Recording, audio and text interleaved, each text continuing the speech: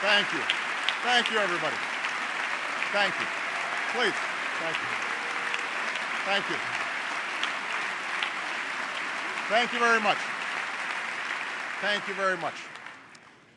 Madam Speaker, Mr. Vice President, members of Congress, the First Lady of the United States, she's around here somewhere.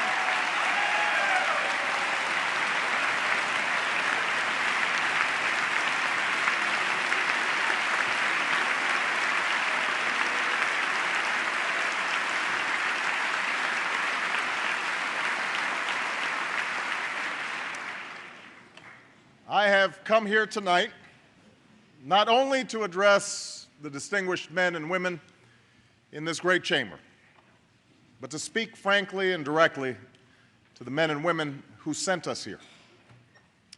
I know that for many Americans watching right now, the state of our economy is a concern that rises above all others, and rightly so. If you haven't been personally affected by this recession, you probably know someone who has. A friend, a neighbor, a member of your family. You don't need to hear another list of statistics to know that our economy is in crisis because you live it every day. It's the worry you wake up with and the source of sleepless nights. It's the job you thought you'd retire from but now have lost, the business you built your dreams upon that's now hanging by a thread. The college acceptance letter your child had to put back in the envelope. The impact of this recession is real, and it is everywhere. But while our economy may be weakened and our confidence shaken, though we are living through difficult and uncertain times, tonight I want every American to know this: we will rebuild. We will recover, and the United States of America will emerge stronger than before.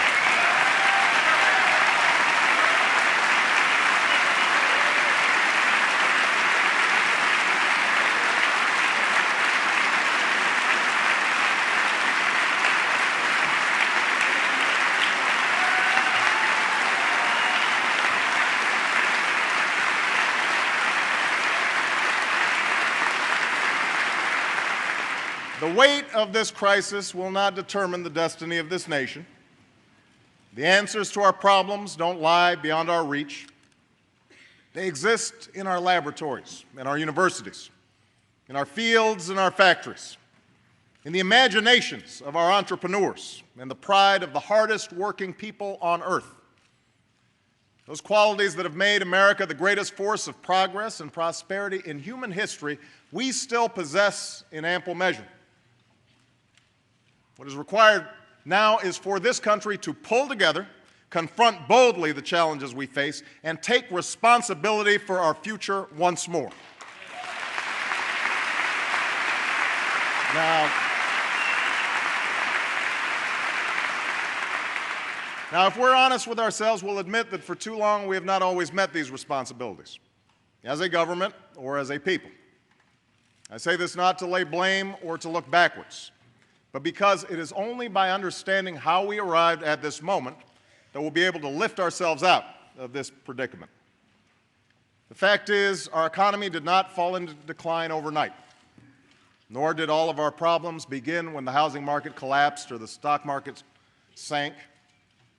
We have known for decades that our survival depends on finding new sources of energy, yet we import more oil today than ever before.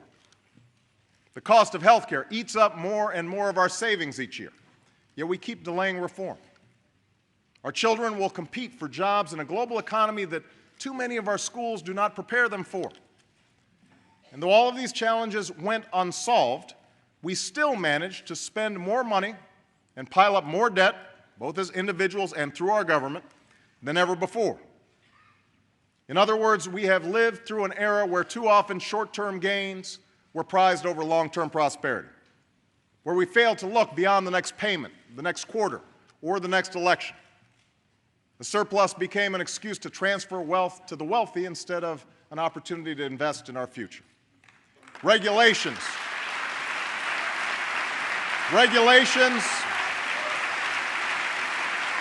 Regulations were gutted for the sake of a quick profit at the expense of a healthy market.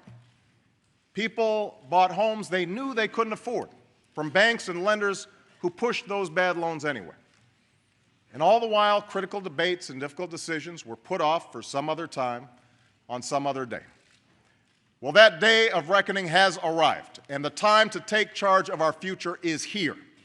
Now is the time to act boldly and wisely, to not only revive this economy, but to build a new foundation for lasting prosperity. Now's the time to jumpstart job creation, restart lending, and invest in areas like energy, healthcare, and education that will grow our economy even as we make hard choices to bring our deficit down. That is what my economic agenda is designed to do, and that is what I'd like to talk to you about tonight. It's an agenda that begins with jobs. As soon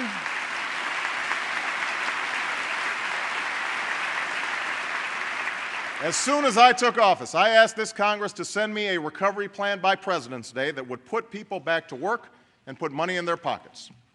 Not because I believe in bigger government. I don't.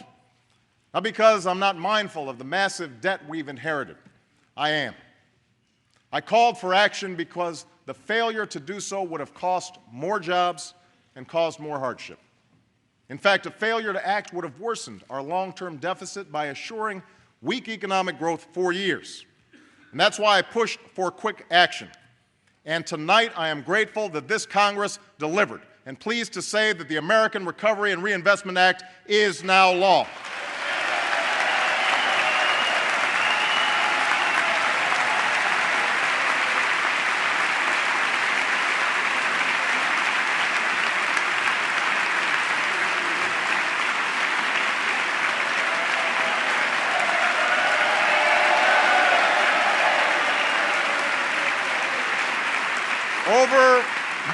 Over the next 2 years, this plan will save or create 3.5 million jobs.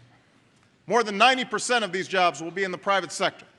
Jobs rebuilding our roads and bridges, constructing wind turbines and solar panels, laying broadband, and expanding mass transit. Because of this plan, there are teachers who can now keep their jobs and educate our kids. Healthcare professionals can continue caring for our sick. There are 57 police officers who are still on the streets of Minneapolis tonight because this plan prevented the layoffs their department was about to make.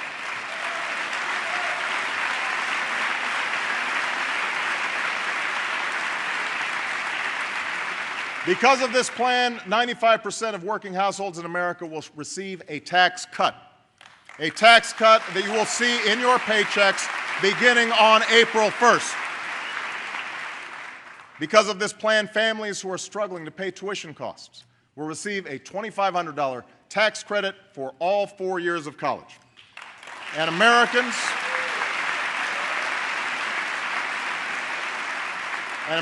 who have lost their jobs in this recession will be able to receive extended unemployment benefits and continued health care coverage to help them weather this storm. Now, I know there are some in this chamber and watching at home who are skeptical of whether this plan will work. And I understand that skepticism. Here in Washington, we've all seen how quickly good intentions can turn into broken promises and wasteful spending. And with a plan of this scale comes enormous responsibility to get it right. And that's why I've asked Vice President Biden to lead a tough, unprecedented oversight effort, because nobody messes with Joe. Am I right? They don't mess with it.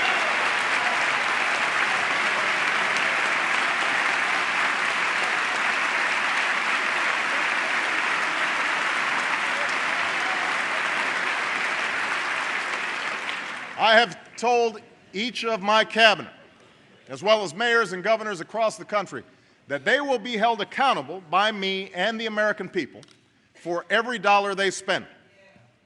I've appointed a proven and aggressive Inspector General to ferret out any and all cases of waste and fraud. And we have created a new website called recovery.gov so that every American can find out how and where their money is being spent. So the recovery plan we passed is the first step in getting our economy back on track. But it is just the first step. Because even if we manage this plan flawlessly, there will be no real recovery unless we clean up the credit crisis that has severely weakened our financial system. I want to speak plainly and candidly about this issue tonight because every American should know that it directly affects you and your family's well-being. You should also know that the money you've deposited in banks across the country is safe. Your insurance is secure. You can rely on the continued operation of our financial system. That's not the source of concern. The concern is that if we do not restart lending in this country, our recovery will be choked off before it even begins. You see, the flow of credit is the lifeblood of our economy. The ability to get a loan is how you finance the purchase of everything from a home to a car to a college education. How stores stock their shelves, farms buy equipment, and businesses make payroll. But credit has stopped flowing the way it should.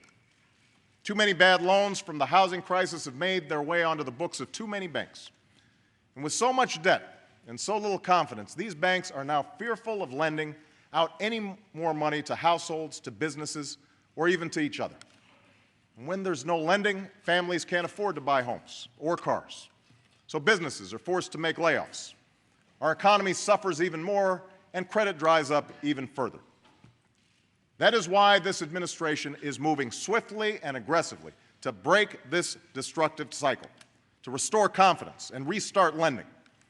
And we will do so in several ways. First, we are creating a new lending fund that represents the largest effort ever to help provide auto loans, college loans, and small business loans to the consumers and entrepreneurs who keep this economy running.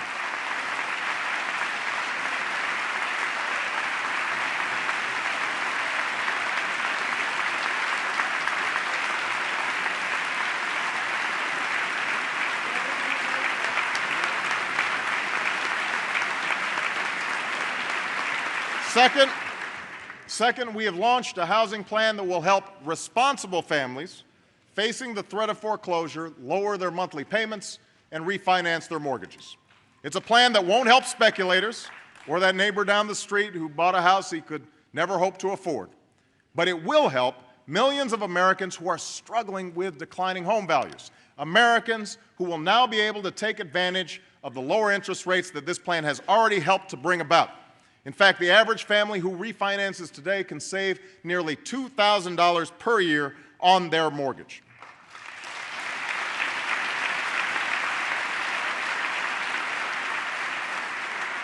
Third, we will act with the full force of the federal government to ensure that the major banks that Americans depend on have enough confidence and enough money to lend even in more difficult times. And when we learn that a major bank has serious problems, we will hold accountable those responsible, force the necessary adjustments, provide the support to clean up their balance sheets, and assure the continuity of a strong, viable institution that can serve our people and our economy. Now, I understand that on any given day, Wall Street may be more comforted by an approach that gives bank bailouts with no strings attached and that holds nobody accountable for their reckless decisions. But such an approach won't solve the problem. And our goal is to quicken the day when we restart lending to the American people and American business and end this crisis once and for all. And I intend to hold these banks fully accountable for the assistance they receive, and this time they will have to clearly demonstrate how taxpayer dollars result in more lending for the American taxpayer.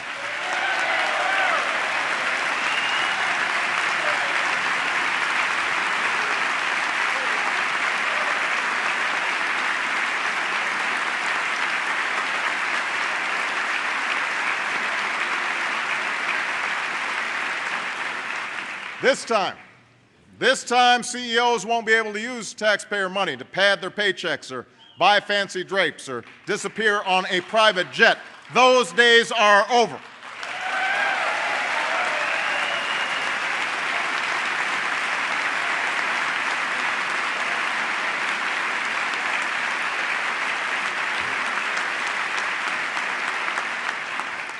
Still, this plan will require significant resources from the federal government. And yes, probably more than we've already set aside. But while the cost of action will be great, I can assure you that the cost of inaction will be far greater. For it could result in an economy that sputters along for not months or years, but perhaps a decade. That would be worse for our deficit, worse for business, worse for you, and worse for the next generation, and I refuse to let that happen.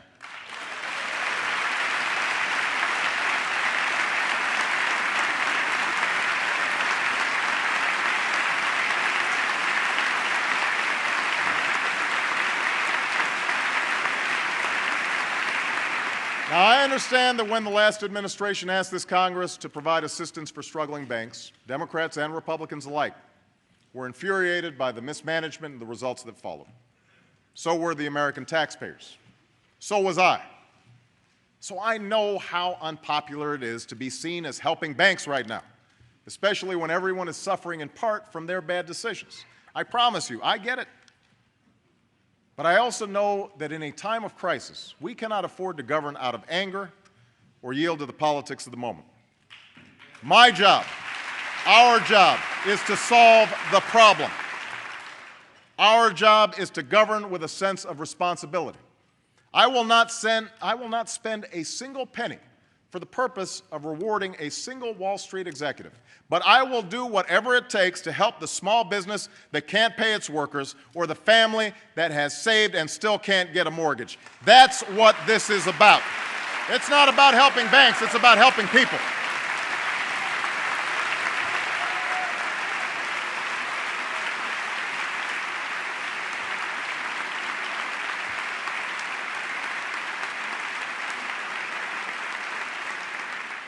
It's not about helping banks. It's about helping people, because when credit is available again, that young family can finally buy a new home. And then some company will hire workers to build it. And then those workers will have money to spend.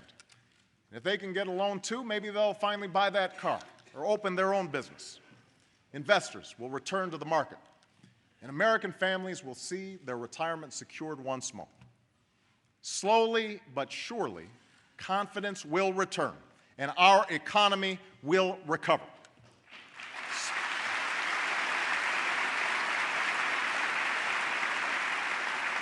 So I ask this Congress to join me in doing whatever proves necessary, because we cannot consign our nation to an open-ended recession.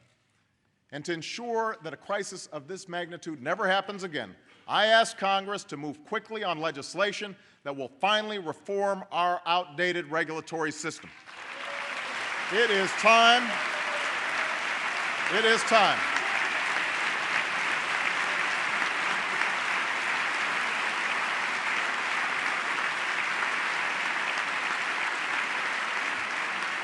It is time to put in place tough, new common sense rules of the road so that our financial market rewards drive and innovation and punishes shortcuts and abuse. The recovery plan and the financial stability plan are the immediate steps we're taking to revive our economy in the short term. But the only way to fully restore America's economic strength is to make the long-term investments that will lead to new jobs, new industries, and a renewed ability to compete with the rest of the world. The only way this century will be another American century is if we confront at last the price of our dependence on oil and the high cost of health care, the schools that aren't preparing our children, and the mountain of debt they stand to inherit. That is our responsibility. In the next few days, I will submit a budget to Congress. So often, we've come to view these documents as simply numbers on a page or a laundry list of programs. I see this document differently. I see it as a vision for America, as a blueprint for our future. My budget does not attempt to solve every problem or address every issue. It reflects the stark reality of what we've inherited: a $1 trillion deficit, a financial crisis, and a costly recession. Given these realities, everyone in this chamber, Democrats and Republicans, will have to sacrifice some worthy priorities for which there are no dollars, and that includes me. But that does not mean we can afford to ignore our long-term challenges. I reject the view that says our problems will simply take care of themselves, that says government has no role in laying the foundation for our common prosperity. For history tells a different story. History reminds us that at every moment of economic upheaval and transformation, this nation has responded with bold action and big ideas. In the midst of civil war, we laid railroad tracks from one coast to another that spurred commerce and industry. From the turmoil of the Industrial Revolution came a system of public high schools that prepared our citizens for a new age. In the wake of war and depression, the GI Bill sent a generation to college and created the largest middle class in history.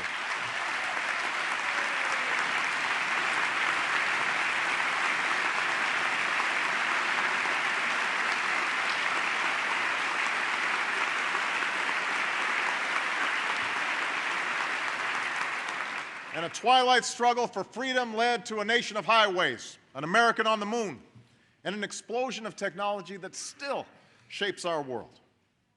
In each case, government didn't supplant private enterprise. It catalyzed private enterprise. It created the conditions for thousands of entrepreneurs and new businesses to adapt and to thrive. We are a nation that has seen promise amid peril and claimed opportunity from ordeal. Now we must be that nation again.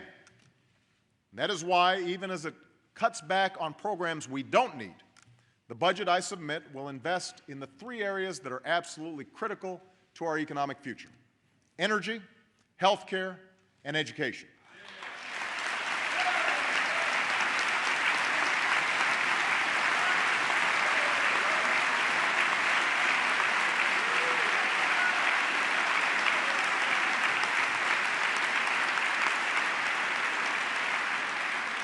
It begins with energy. We know the country that harnesses the power of clean, renewable energy will lead the 21st century. And yet it is China that has launched the largest effort in history to make their economy energy efficient.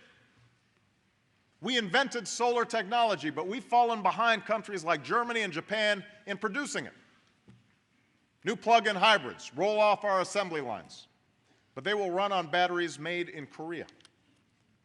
Well, I do not accept a future where the jobs and industries of tomorrow take root beyond our borders, and I know you don't either. It is time for America to lead again.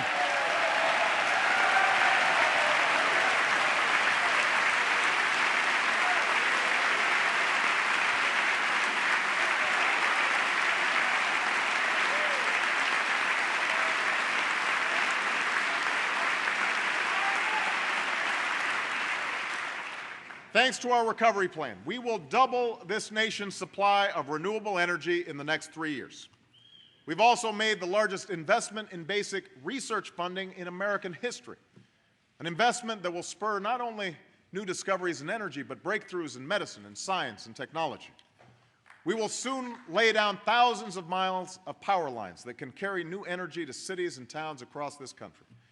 And we will put Americans to work, making our homes and buildings more efficient, so that we can save billions of dollars on our energy bills. But to truly transform our economy, to protect our security and save our planet from the ravages of climate change, we need to ultimately make clean, renewable energy the profitable kind of energy. So I ask this Congress to send me legislation that places a market-based cap on carbon pollution and drives the production of more renewable energy in America. That's what we need.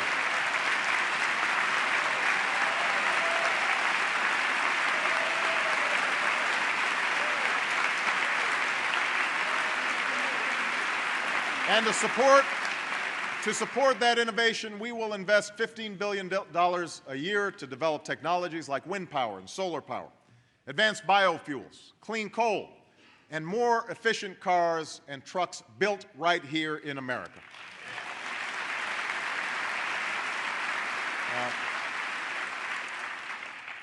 Speaking of our auto industry, everyone recognizes that years of bad decision-making and a global recession have pushed our automakers to the brink.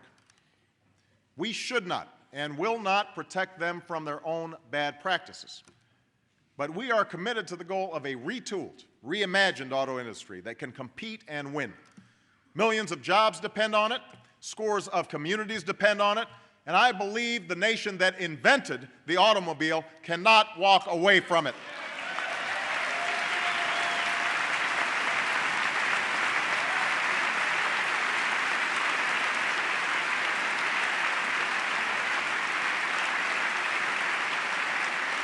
Now, none of this will come without cost, nor will it be easy. But this is America. We don't do what's easy. We do what's necessary to move this country forward. And for that same reason, we must also address the crushing cost of health care. There's a cost that now causes a bankruptcy in America every 30 seconds. By the end of the year, it could cause 1.5 million Americans to lose their homes. In the last 8 years, premiums have grown 4 times faster than wages. And in each of these years, 1 million more Americans have lost their health insurance. It is one of the major reasons why small businesses close their doors and corporations ship jobs overseas. And it is one of the largest and fastest growing parts of our budget. Given these facts, we can no longer afford to put health care reform on hold.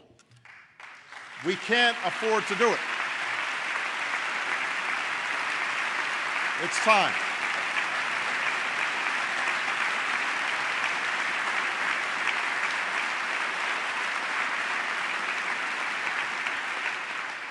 Already, we've done more to advance the cause of health care reform in the last 30 days than we've done in the last decade.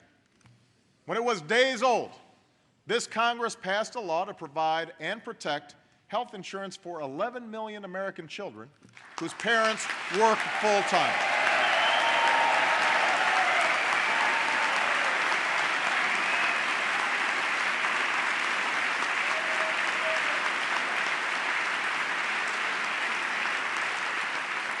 Our recovery plan will invest in electronic health records and new technology that will reduce errors, bring down costs, ensure privacy, and save lives.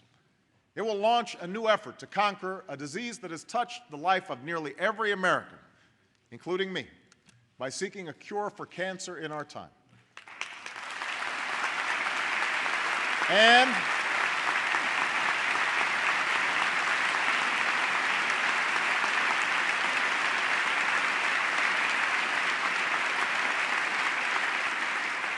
And it makes the largest investment ever in preventive care, because that's one of the best ways to keep our people healthy and our costs under control. This budget builds on these reforms. It includes a historic commitment to comprehensive health care reform, a down payment on the principle that we must have quality, affordable health care for every American. It's a commitment that's paid for in part by efficiencies in our system that are long overdue. And it's a step we must take if we hope to bring down our deficit in the years to come. Now, there will be many different opinions and ideas about how to achieve reform. And that's why I'm bringing together businesses and workers, doctors and healthcare providers, Democrats and Republicans, to begin work on this issue next week. I suffer no illusions that this will be an easy process. Once again, it will be hard, but I also know that nearly a century after Teddy Roosevelt first called for reform, the cost of our health care has weighed down our economy and our conscience long enough.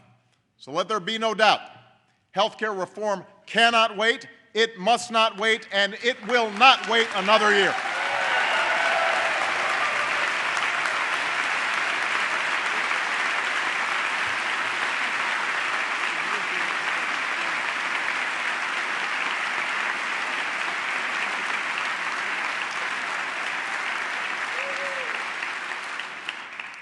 The third challenge we must address is the urgent need to expand the promise of education in America.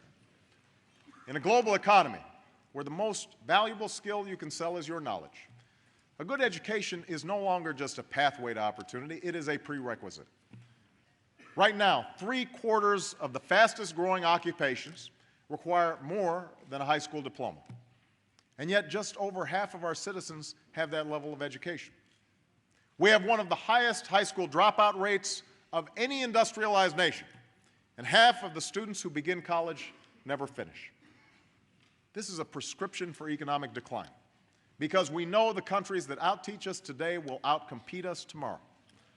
And that is why it will be the goal of this administration to ensure that every child has access to a complete and competitive education from the day they are born to the day they begin a career. That is a promise we have to make to the children of America.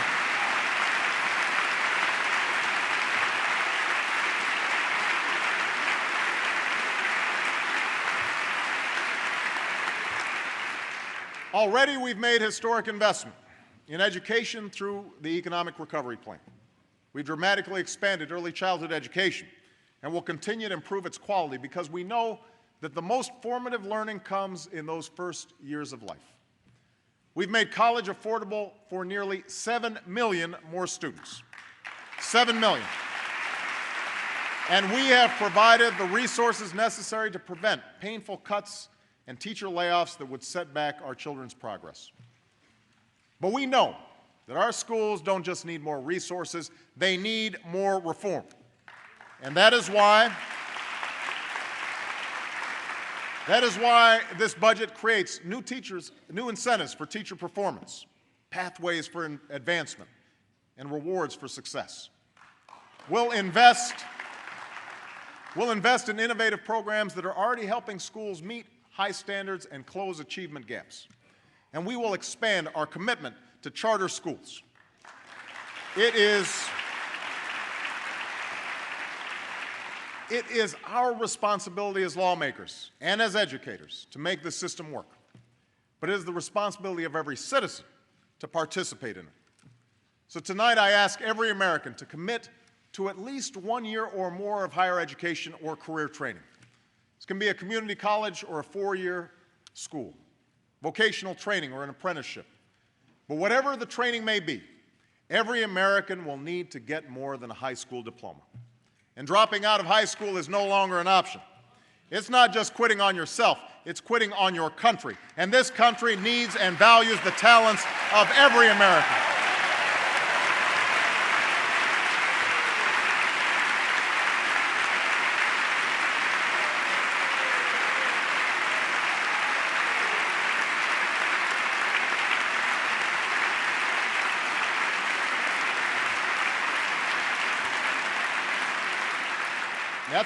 That's why we will provide the support necessary for all young Americans to complete college and meet a new goal. By 2020, America will once again have the highest proportion of college graduates in the world. That is a goal we can meet. That's a goal we can meet.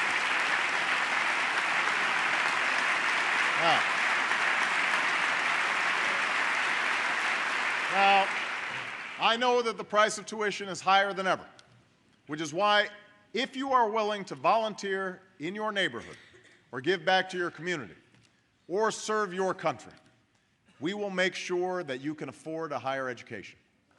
And to encourage a renewed spirit of national service for this and future generations, I ask Congress to send me the bipartisan legislation that bears the name of Senator Orrin Hatch, as well as an American who has never stopped asking what he can do for his country, Senator Edward Kennedy.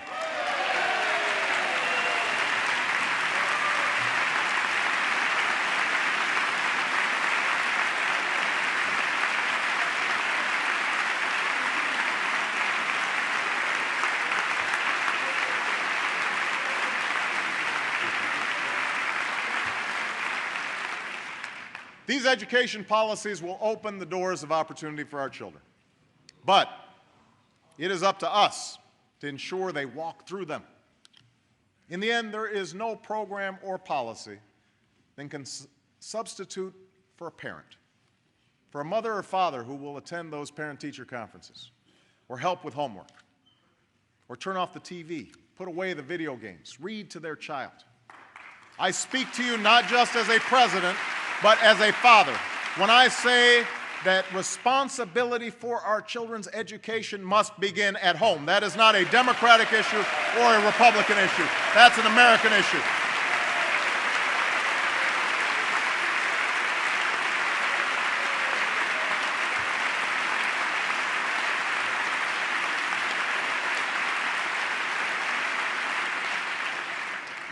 There is, of course, another responsibility we have to our children.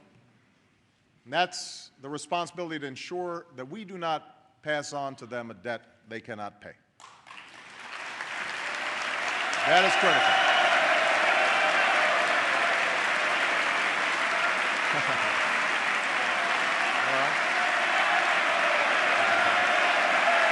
Yeah, I agree.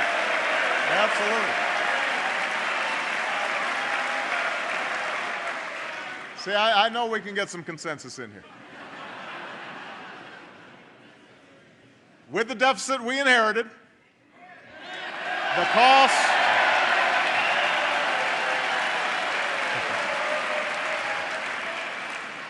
cost of the crisis we face, and the long-term challenges we must meet, it has never been more important to ensure that as our economy recovers, we do what it takes to bring this deficit down.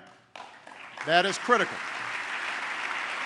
Now, I'm proud that we passed a recovery plan free of earmarks, and I want to pass a budget next year that ensures that each dollar we spend reflects only our most important national priorities. And yesterday I held a fiscal summit where I pledged to cut the deficit in half by the end of my first term in office. My administration has also begun to go line by line through the federal budget in order to eliminate wasteful and ineffective programs. As you can imagine, there's a process that will take some time, but we have already identified $2 trillion in savings over the next decade. In this budget,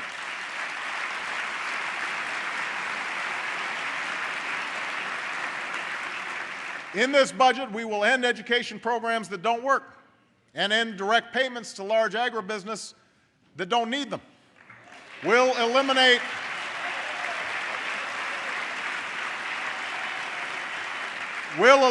the no-bid contracts that have wasted billions in Iraq and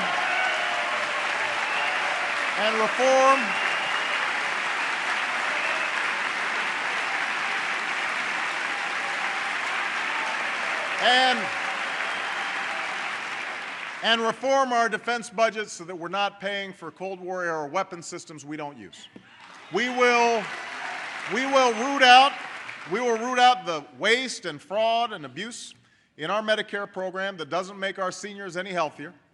We will restore a sense of fairness and balance to our tax code by finally ending the tax breaks for corporations that ship our jobs overseas.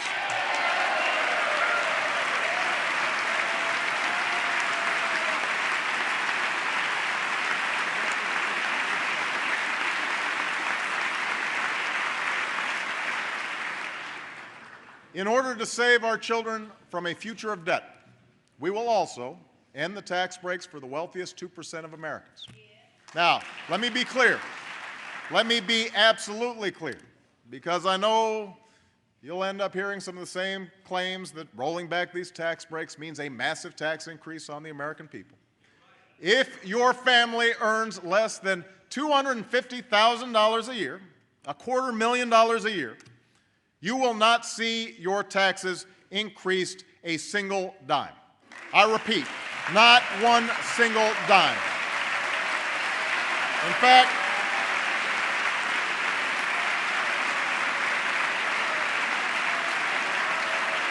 not a dime.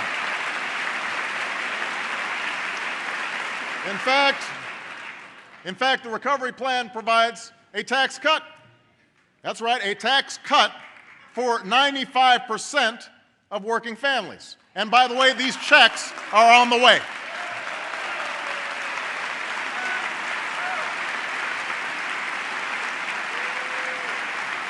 Now,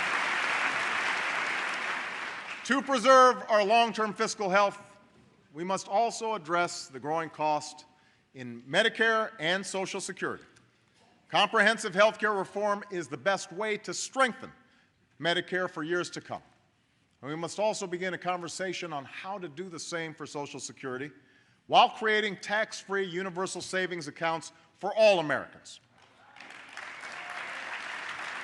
Finally, because we're also suffering from a deficit of trust, I am committed to restoring a sense of honesty and accountability to our budget. That is why this budget looks ahead 10 years and accounts for spending that was left out under the old rules. And for the first time, that includes the full cost of fighting in Iraq and Afghanistan. For 7 years, we've been a nation at war. No longer will we hide its price.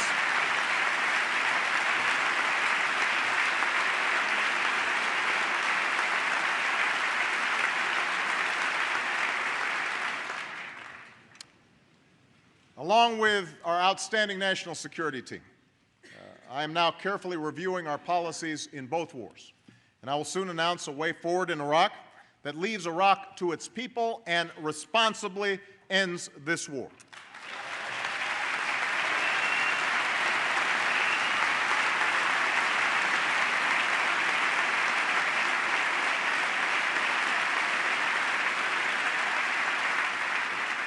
And with our friends and allies, we will forge a new and comprehensive strategy for Afghanistan and Pakistan to defeat al-Qaeda and combat extremism, because I will not allow terrorists to plot against the American people from safe havens halfway around the world. We will not allow it.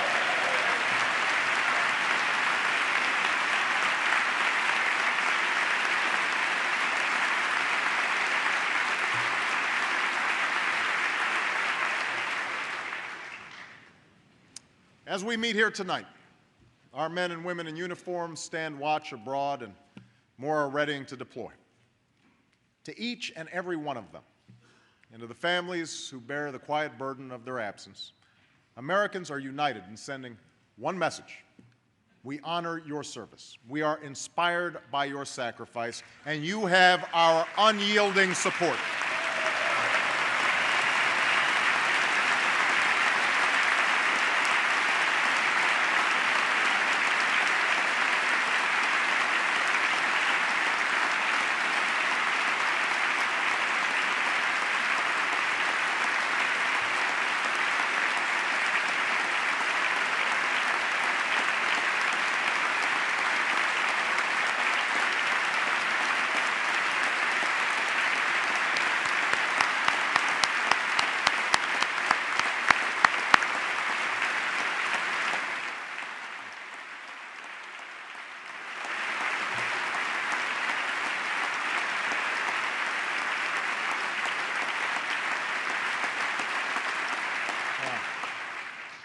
To relieve the strain on our forces, my budget increases the number of our soldiers and Marines.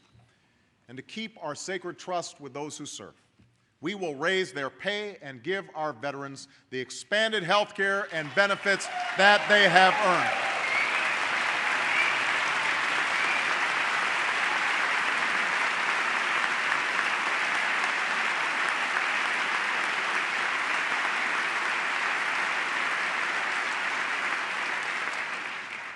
To overcome extremism, we must also be vigilant in upholding the values our troops defend, because there is no force in the world more powerful than the example of America. And that is why I have ordered the closing of the detention center at Guantanamo Bay and will seek swift and certain justice for captured terrorists.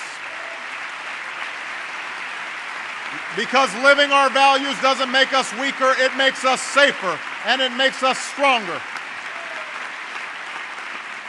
And that is why I can stand here tonight and say without exception or equivocation that the United States of America does not torture.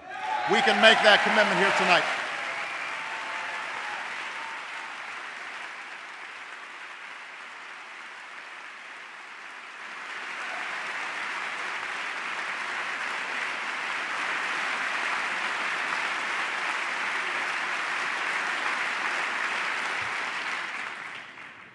In words and deeds, we are showing the world that a new era of engagement has begun. For we know that America cannot meet the threats of this century alone, but the world cannot meet them without America. We cannot shun the negotiating table, nor ignore the foes or forces that could do us harm. We are instead called to move forward with the sense of confidence and candor that serious times demand. To seek progress towards a secure and lasting peace between Israel and her neighbors, we have appointed an envoy to sustain our effort. To meet the challenges of the 21st century, from terrorism to nuclear proliferation, from pandemic disease to cyber threats to crushing poverty, we will strengthen old alliances, forge new ones, and use all elements of our national power.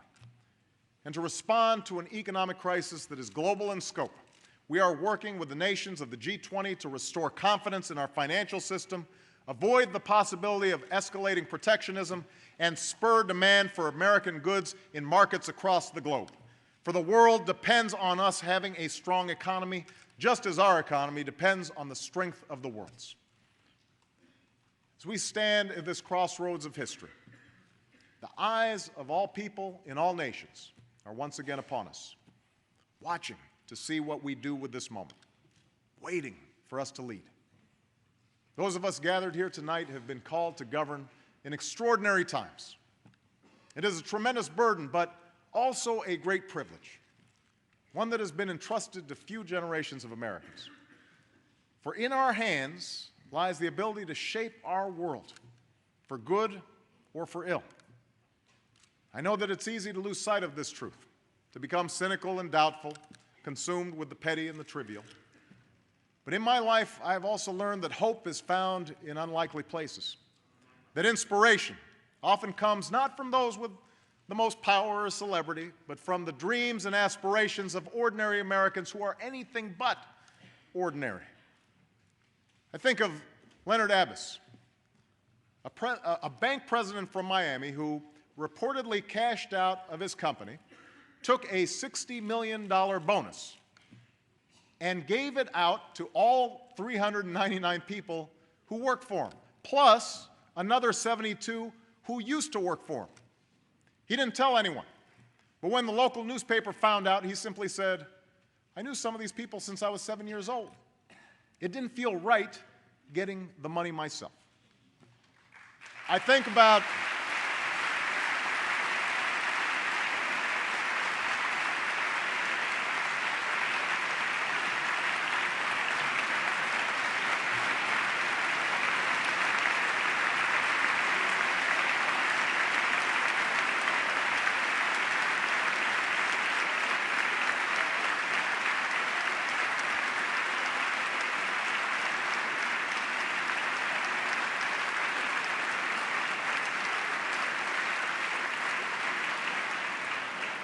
I think about Greensburg, Kansas, a town that was completely destroyed by a tornado, but is being rebuilt by its residents as a global example of how clean energy can power an entire community, how it can bring jobs and businesses to a place where piles of bricks and rubble once lay.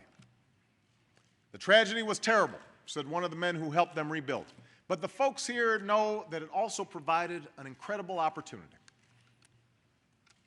I think about Tashea Bethea, the young girl from that school I visited in Dillon, South Carolina, a place where the ceilings leak, the paint peels off the walls, and they have to stop teaching 6 times a day because the train barrels by their classroom. She had been told that her school is hopeless. But the other day after class, she went to the public library and typed up a letter to the people sitting in this chamber. She even asked her principal for the money to buy a stamp. The letter asks us for help and says, "We are just students trying to become lawyers, doctors, congressmen like yourself, and one day president, so we can make a change to not just the state of South Carolina, but also the world. We are not quitters." That's what she said. We are not quitters. These words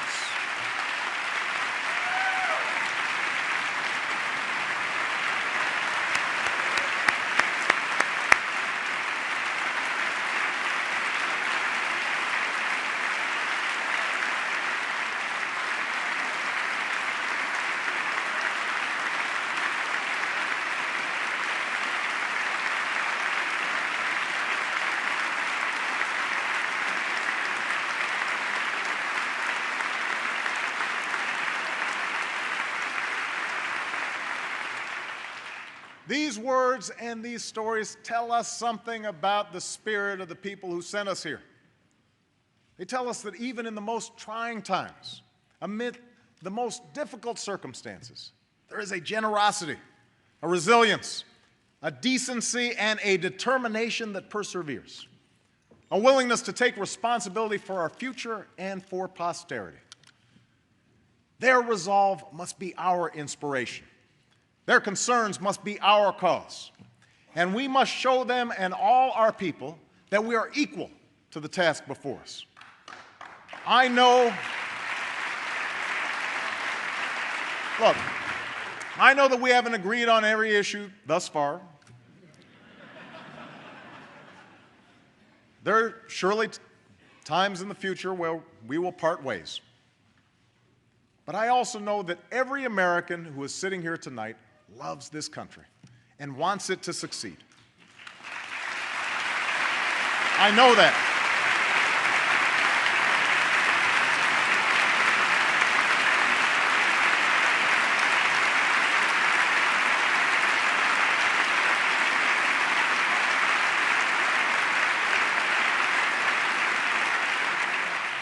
That must be the starting point for every debate we have in the coming months, and where we return after those debates are done.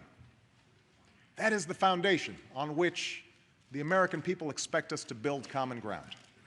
And if we do, if we come together and lift this nation from the depths of this crisis, if we put our people back to work and restart the engine of our prosperity, if we confront without fear the challenges of our time and summon that enduring spirit of an America that does not quit, then someday, years from now, our children can tell their children that this was the time when we performed, in the words that are carved into this very chamber, something worthy to be remembered. Thank you. God bless you. And may God bless the United States of America. Thank you.